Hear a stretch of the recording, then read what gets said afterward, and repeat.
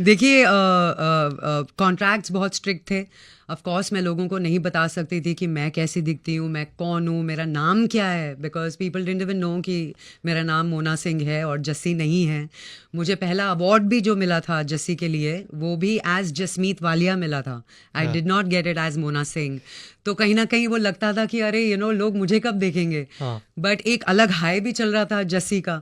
सो restrictions ये भी थे कि कोई एक्टर नहीं जानता था कि मैं कैसी दिखती हूँ। मेरे खुद के जस्सी के एक्टर्स को नहीं पता था। अच्छा, सेट पे नहीं पता था? नहीं पता था।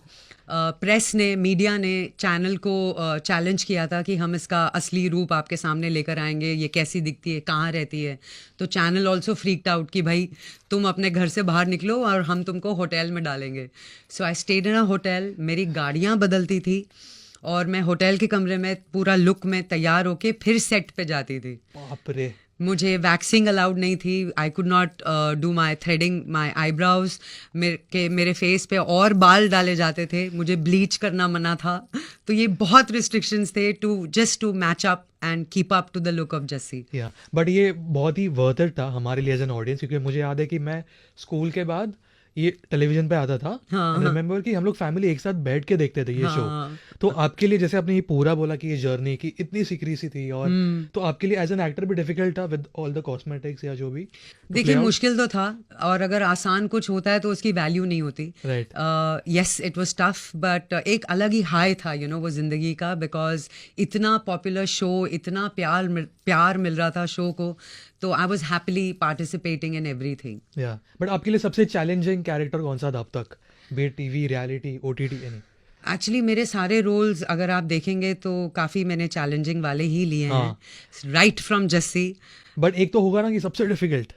आई think Lal Singh was tough.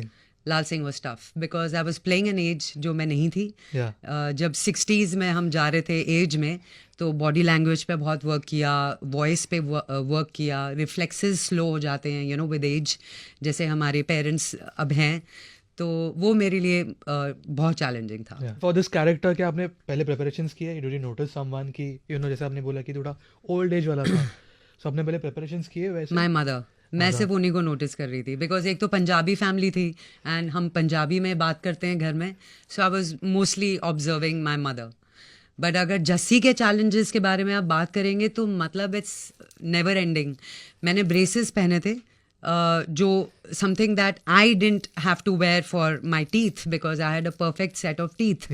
But वो ब्रेसेस जब पहने तो वो लूज थे, दे वर रिटेनर्स तो डायलॉग बोलते वक्त गिर जाते थे। So every time I to visit the dentist कि उसको थोड़ा टाइट कर दें। तो वो जब टाइट होता था, इतना प्रेशर होता था मेरे मुंह के अंदर, मेरे लिप्स कट जाते थे, अंदर से गम्स छिल जाते थे। It was painful. वो चश्मा जो था, सोडा ग्लासेस थे, मुझे कुछ नहीं दिखता था वो पहन के। It was painful.